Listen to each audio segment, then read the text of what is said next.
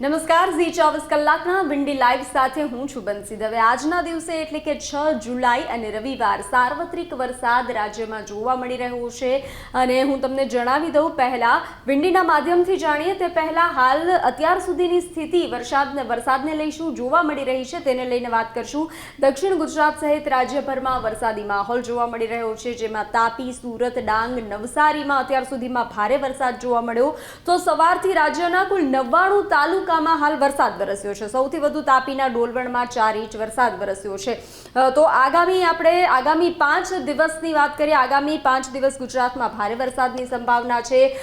ઉત્તર, મધ્ય અને દક્ષિણ ગુજરાતમાં સારો એવો વરસાદ રહેશે। તો સૌરાષ્ટ્ર કચ્છમાં 48 કલાક ભારે વરસાદની શક્યતા છે અને સૌરાષ્ટ્ર અને કચ્છમાં આજે વરસાદનું ઓરેન્જ એલર્ટ આપવામાં આવ્યું છે। હાલ 3 સિસ્ટમ સક્રિય થતા વરસાદની શક્યતા છે રાજ્યમાં। આગામી 5 દિવસ માછીમારોને દરિયો ન ખેડવા સૂચના આપવામાં આવી છે। હવે વિંડીના માધ્યમથી આપણે જોઈશું કે શું સ્થિતિ જોવા મળી રહી છે। આજનો ટાઈમ આ 4 વાગ્યાનો સમય છે, ત્યારે આપ જોઈ રહ્યા છો કે કેવો વરસાદ રાજ્ય પર તૂટી પડ્યો છે અને કેવો વરસાદ રાજ્યમાં જોવા મળી રહ્યો છે। આપ જોઈ રહ્યા છો ભાવનગર પર વરસાદ તૂટી પડ્યો છે, ખાસ કરીને આ 4 વાગ્યાનો સમય આજનો, અને વડોદરા પર અને સાર્વત્રિક વરસાદ જોવા મળી રહ્યો છે। આપ જોઈ રહ્યા છો જૂનાગઢ, ઉના, જ્યાં ખાસ કરીને દરિયાઈ પટ્ટો દરેક જગ્યાએ વરસાદ જોવા મળી રહ્યો છે, જેમાં ભાવનગર અને વડોદરા પર ભારેથી અતિ ભારે વરસાદ અત્યારે જોવા મળી રહ્યો છે બપોરે 4 વાગ્યાના સમયમાં। હવે આગળના સમય પર થોડી વાત કરી લઈએ તો આપ જોઈ રહ્યા છો 7 વાગ્યાનો સમય।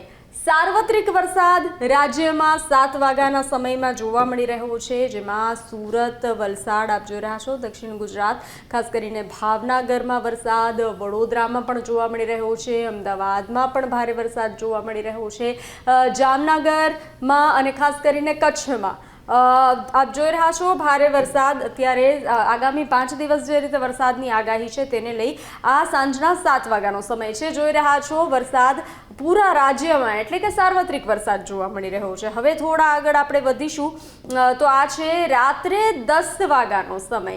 રાત્રે 10 વાગ્યાના સમયમાં થોડી શાંતિ રહી શકે છે। વિંડીના માધ્યમથી જે રીતે આ વિંડી કહી રહી છે તેને લઈ અને આપણે વાત કરી રહ્યા છીએ તો ભાવનગરમાં પૂરા પટ્ટામાં વરસાદી માહોલ, સુરતમાં વરસાદી માહોલ, વડોદરામાં વરસાદી માહોલ, અમદાવાદમાં રાત્રે વરસાદ કદાચ છૂટો છવાયો રહી શકે, વાદળછાયું વાતાવરણ રહી શકે। ખાસ કરીને આપ જોઈ રહ્યા છો જામનગર, ગાંધીધામ અને ખાસ કરીને દ્વારકા, આ જે દરિયાઈ પટ્ટો છે ત્યાં વરસાદ તમને જોવા મળી શકે છે, કારણ કે 3 સિસ્ટમ સક્રિય થઈ છે તેને લઈ અને આ વરસાદી માહોલ રાજ્યમાં જોવા મળ્યો છે। ખાસ કરીને માછીમારોને દરિયો ન ખેડવા પણ સૂચના આપવામાં આવી છે।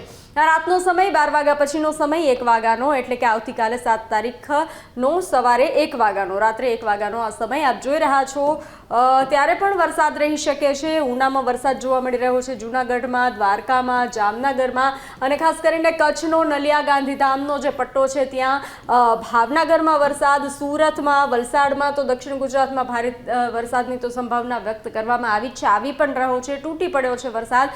તો હાલ આજના દિવસમાં વરસાદને લઈ અને આ એલર્ટ આપવામાં આવ્યું છે। આજના પૂરા દિવસનો જે વિંડીના માધ્યમથી વરસાદની સ્થિતિ છે તે અમે આપને જણાવી અને ન્યૂઝ અપડેટ અમે આપને આપતા રહીશું। ન્યૂઝના માધ્યમથી, સોશિયલ મીડિયાના માધ્યમથી જોડાયેલા રહેશું ઝી 24 કલાક સાથે।